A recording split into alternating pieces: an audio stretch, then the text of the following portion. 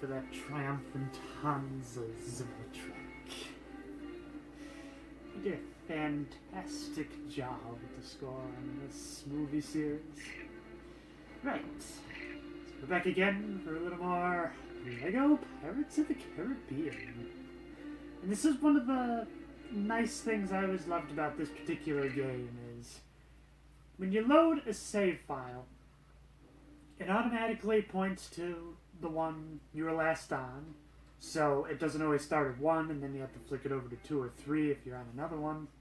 And it always assumes that, yes, that is the one you want to load. In all the other games, it would start on no. But here, it already knows that, yes, that's the file you want to load. So it just automatically points to yes. And, wow, that's gotta be the weirdest tangent I ever went for. And, why can't I kill this seagull? Come on, I'm hungry. I hear it tastes like chicken. Oh, there it goes. Right. Well, I'm gonna axe you. But anyway, enough of the idle chit-chat. Let's start with the second level of the game. Tortuga. If this were Star Wars, I would say, nowhere would you find a wretched hive of scum and villainy. And I think the way Jax describes it, if any other place was like Tortuga, no man would ever feel lonely ever again. I can't do a good Jack Sparrow impression.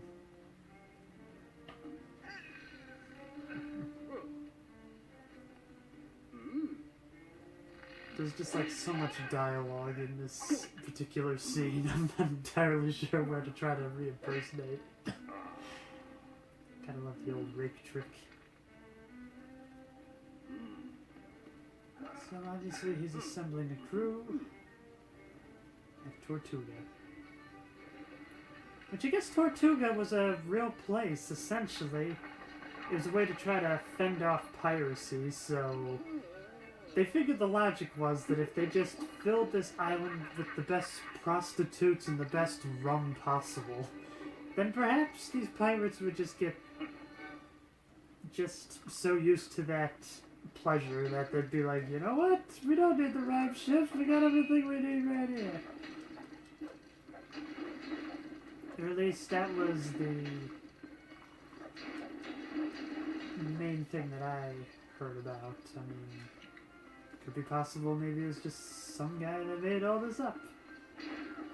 And I do love the idea that you could just beat people with fish. Fishy, fishy. I don't think I deserve that.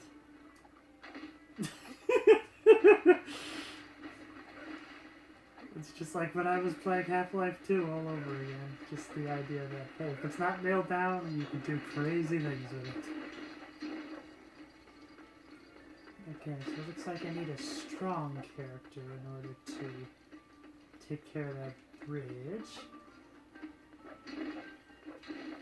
And you know, it's a Lego game when you spend a lot of the time just destroying everything to be able to get all those studs. Which, I mean, it's quite fascinating how people would often use that sort of gameplay mechanic to be a more derogatory thing. Like the term collectathon, for instance. I don't know, I like collectathons. There's something so satisfying about being able to get that 100% and collecting all the fun stuff. Feels more like a job well done. And on top of that, there have been a few Lego games where I was just so enthralled with the story that I'm like, no, I want to play more of this. And it's like, oh yeah, you can. You only completed like maybe 35% of the game. The rest of it is all the unlockables. Alright. It's time for the cannon. This one's pretty easy, so you just kind of move it around and fire! Yep, that's Tortuga, alright. The idea that you could just have a cannon in the street and nobody cares.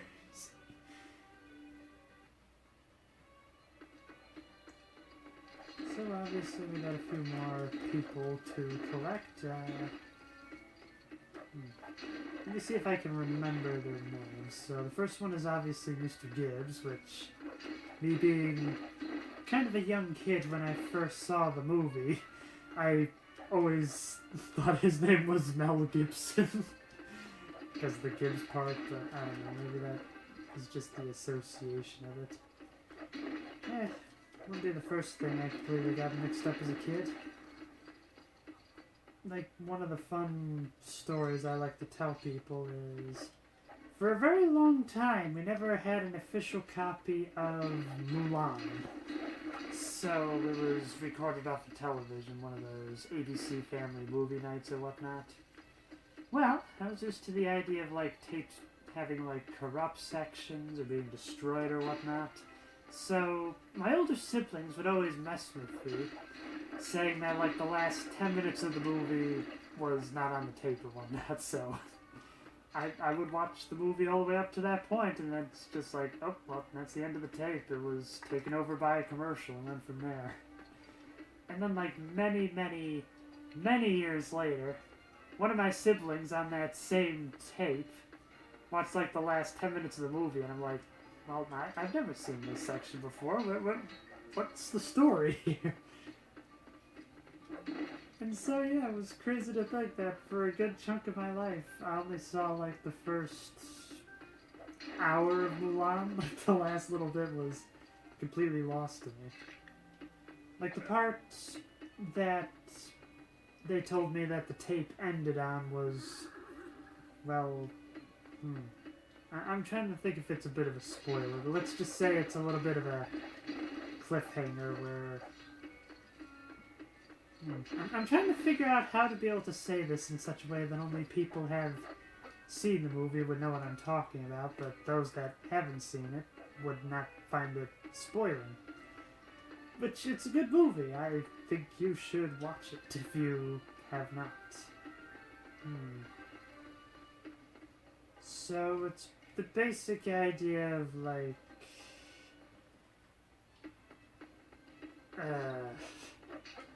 You know what? I'm just gonna say it, and if you want to have a spoiler-free review of Mulan, then I guess you're gonna have to look elsewhere. So, it's right after Mulan is discovered to be a girl. And she is saved from execution from Shang, a life for a life, my debt is repaid. And so, as the rest of the soldiers move out, Mulan is there alone, kind of in her shade, in the idea that she could have actually did something and whatnot. Well, that's when the Huns pop out of the snow and start making their way to the capital. And that's where I thought the end of the tape was. See, I love that little scene there. It says, yep, ladies can double jump to reach high bars. You know, girl power, kind of going with Mulan and whatnot. So let's see, I know I need a torch, but where are the torches? I mean, I had to use a torch to light up the cannon and whatnot, so...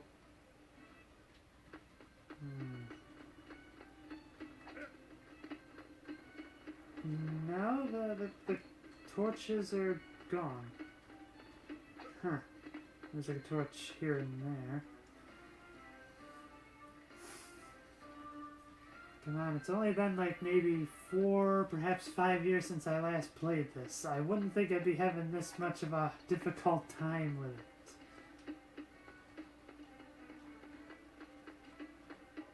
it. Unless maybe the horse is what I need to move around, yeah. Alright, boys, bring on the feast. It was just the way that the horse was struggling with that carriage. This is gonna be such an obscure reference, but all I could just think about is Crime and Punishment, where our main character, Raskolnikov, I believe, he has a nightmare about this one mule that the townspeople basically just load up to the maximum, and then they just start whipping up like crazy whenever it wouldn't move. I'm sure there's probably some deep symbolism in there, but yeah. Pirates of the Caribbean. It reminds me of Crime and Punishment. I don't think that's a connection most people would make.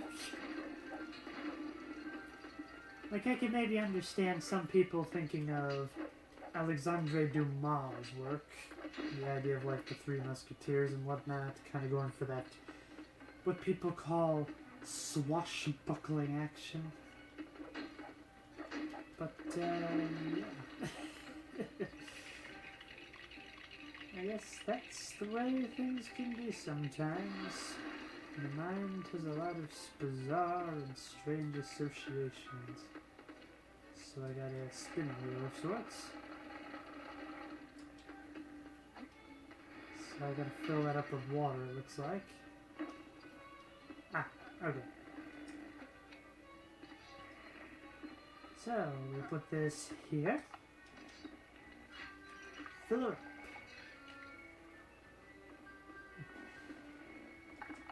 And this is one of the few scenes I remember from the movie. Curse you for breathing, you slack-jawed idiot! Mother's love. Jack.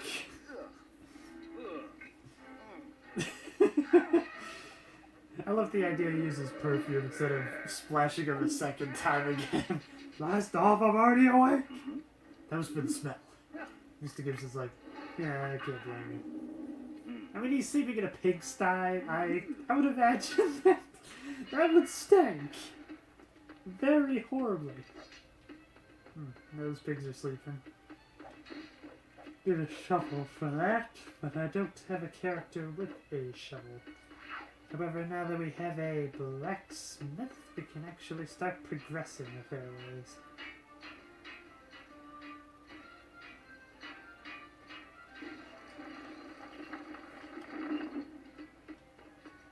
Oh, you made the studs. There we go. This is always just the marker of a big level, is the idea that I have like over 30,000 studs and I'm not even and I'm maybe a quarter of the way in terms of, in terms of the bonus. So this is where the torch is.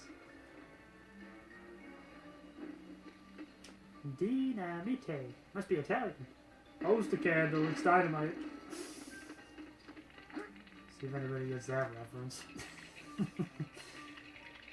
Don't ask me why, but that was just one of those movies I used to watch with a pretty good friend every time we got together on Sundays, like, religiously.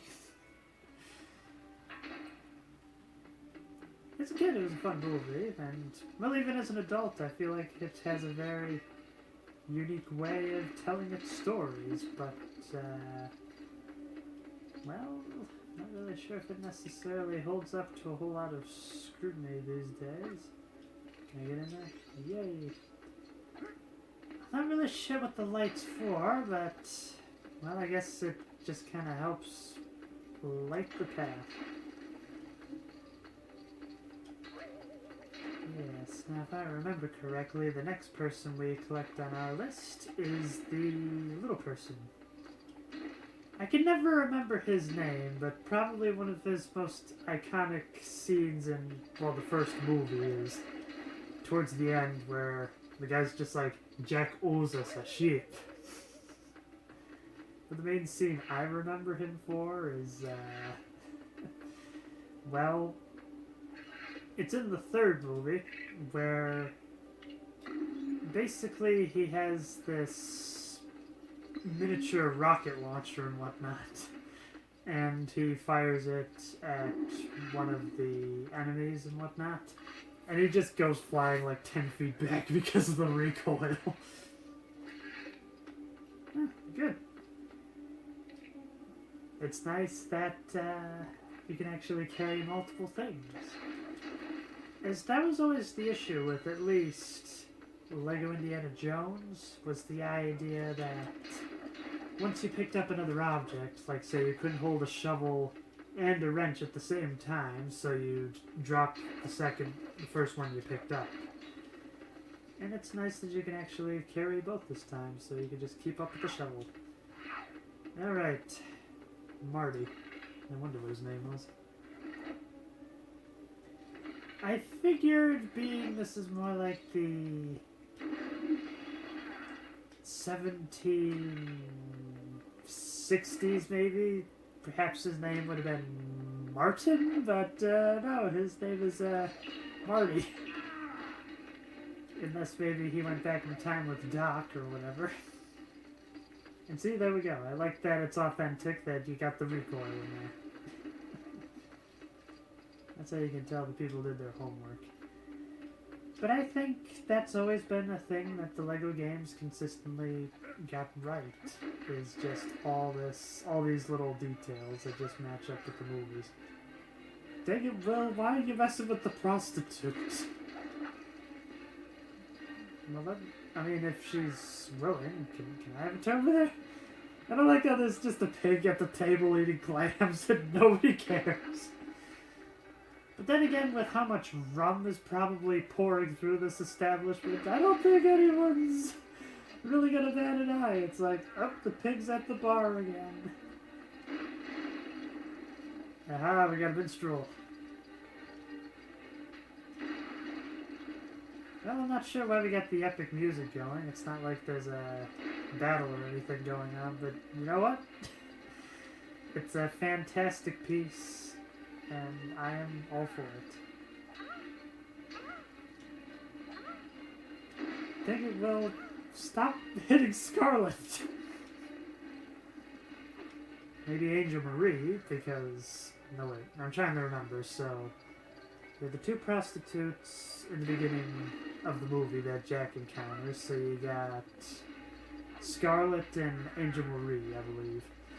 So, yeah, I believe Scarlet was the first one to slap him. Then he said, I don't think I deserve that. And then the second one comes to slap him. Then Will's just like, I bet you didn't deserve that one either? No, I'm pretty sure I definitely deserve that one. So, yeah, I guess it would make sense that Scarlet will be beating up on Scarlet. Trying to get even with just slapping Jack for no reason. Okay, let's, oh, I got the wheel. I don't have to just bounce around. I love the quality of life choices that this game has. Perhaps I'm gonna do my best C impression and swing from the chandelier.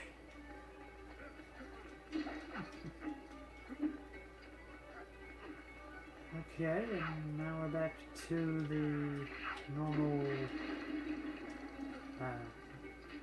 party music. I was thinking of a more unique term for this sort of establishment. Maybe pub music. I don't know. This is definitely the kind of music you would play whenever anybody would say, alright, we're gonna party like it's 1780. Which, that's probably the first time anybody's ever said that phrase. I don't think there are many people that want to party at that time. Oh! Feed the pig! You just ride the pig. Doesn't really serve much purpose, but you know, it's fun. Alright. Well, I cannot condone you beating women. Or at least specifically that woman. Well, maybe I should just split the middle and say I cannot condone you beating women in general. Let's see, can I free aim? Yeah. I wonder how in the world do you get that guy down? Probably need a full-size character. Okay. So, we're making our way downtown. I would say the rest of it, but I do not know the rest of the song.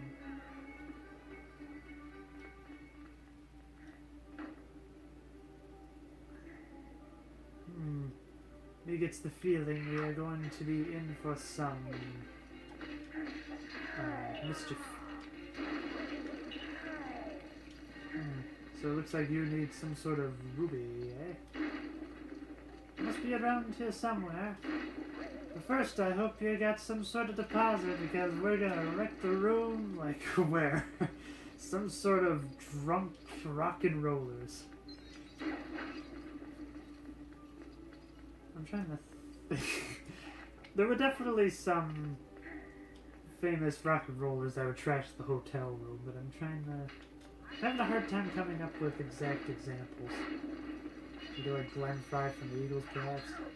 Alright, because we got our first female character of the game. Let's do this! Dang it. I don't want Marty's guts. There we go. Oh yes, double jump. Did her head just come off? What? I was not expecting that. Well, I'm happy this weird stuff only seems to happen whenever I'm recording, because usually the story is it happens the other way for a lot of people. I didn't know her head could just pop right off like that. She'd be like, where is it? Might as well keep the ruby, I guess. And jump. Whee.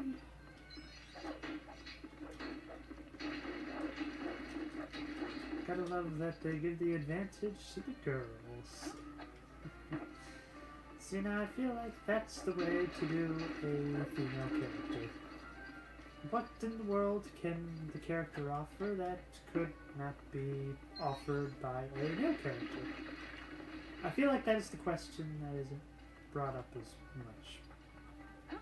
I'm not really sure what I'm trying to say, so I think I'm just gonna stop that conversation. Right, so we're gonna put this here. Bring on the music box. Okay, Marty, what are you doing all the way back there?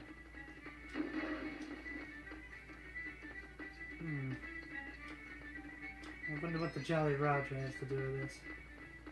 If I come to think of it, wasn't there some silvery stuff up the stairs? Okay, so Marty can jump just as high as full-size people. That is the thing, so I know that the correct term would be little people, but what is the opposite of a little person? Full-size person? Grown person? No, doesn't make much sense. So is that all there is to it? You just go a little ways and then you get the blue studs. Oh well. Okay, that horse looks just as drunk as all the other people here. And I do know that this guy that somehow got stuck in the well, you can actually free later in the game, but you gotta come back there during free play. Gotta find Mr. Cotton's parrot. There it is. So let's see. What is the name of this one? Anna Maria. Anna Marian? What was that? Oh, I'm fighting Mr. Gibbs. Okay, so we're gonna push this block over here, and let's see what that does.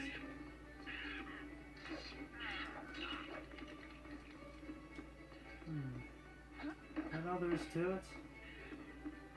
I feel like there's has to be more. Ah, there we go.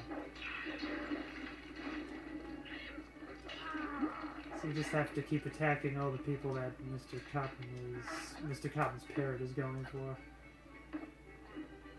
What is this, a beer bottle?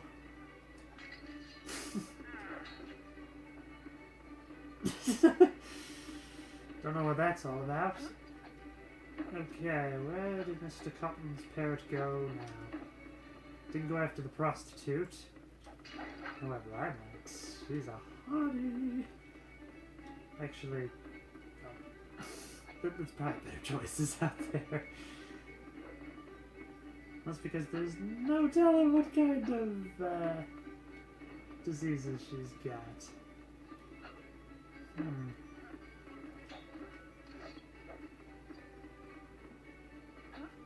Dang it, where did the parrot go?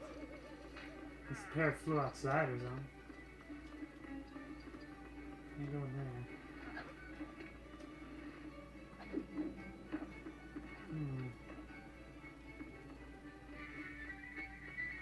No, I didn't go outside. Ah, there we go. Had to break the chandelier, I guess. Dang it. Sorry, Marty. I thought you were somebody else. It's rather hard to see in this area, I'm not gonna lie.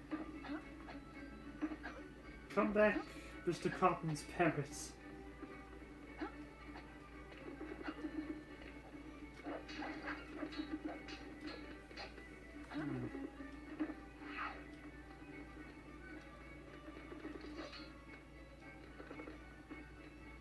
How on earth do I get... Come on! Maybe I need to aim at it. Oh! It probably wants the ruby. I don't have the ruby. Okay, the ruby is upstairs.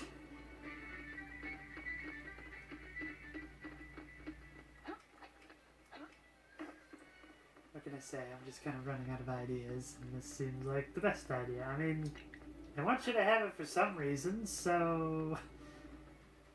let's find out, I guess.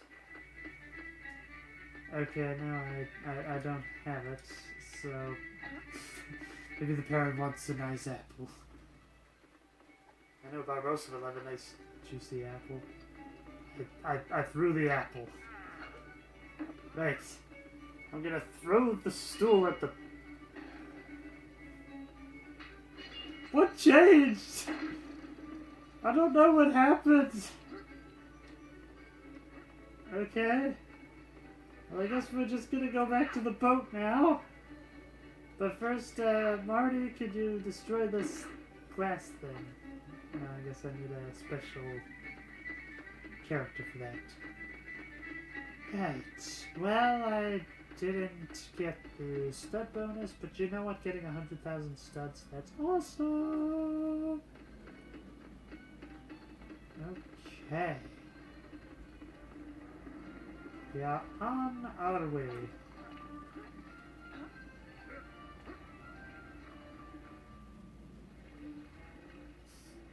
Looks like the boat got a lot bigger. They're still doing this disguise thing. You stole my boat. We'll get you another one. A better one. They're all just beating up on him.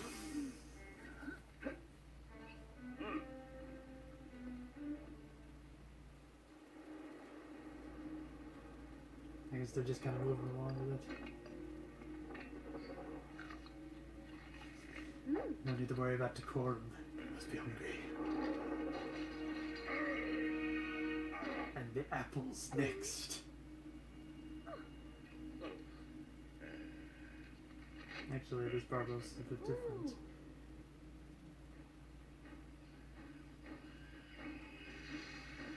Then we found the cursed gold of M.A.T.V. 500 pieces of Aztec gold. Wait, it was like 172 pieces, if I remember correctly. It was a terrible curse to put on anybody that took the gold, including the original founders. It was several years before he found it. Found it. There, so there it is. Yes, so Jack Sparrow and the Motley Crew, they took the gold, betrayed Jack along the way, sent him on a little abandoned island or whatnot. Yep, there's the island.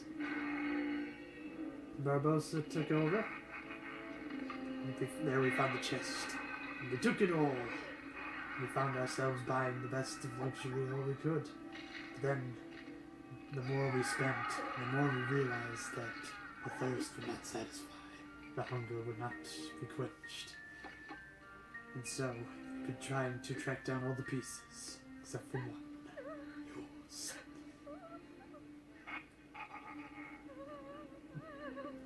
I can't do a good Jonathan Rush, I'm not gonna lie. I do love the idea that they still have the cursed look to these characters. You must believe in ghost stories, Miss Turner. You're in. You can just tell he was just having a ball of a time playing that character. He was like born to be a pirate. I haven't seen the guy in anything else, but you know, he plays Barbossa great. Like, even throughout the other movies, like even at World's End, where I blame the script rather than the actor. Because, I mean, when there's just a scene of like, no, what are you doing? No, what are you doing? What are you doing? It's just like, what is this? Right. Almost 200,000 stones. Very nice. And we got most of the compass things that time. And we got 2 minikits. Only 1 golden brick this time. Right. I think that'll be a good place to call it an episode. Until next time, keep having fun.